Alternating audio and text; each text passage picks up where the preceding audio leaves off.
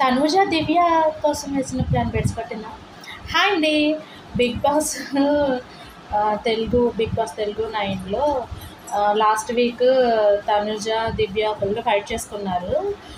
ఈసారి నామినేషన్లో కూడా ఫుల్గా ఫైట్ చేసుకుంటారు అని బిగ్ బాస్ అనుకుని లాస్ట్ వీక్ నో ఎలిమినేషన్ పెట్టారు.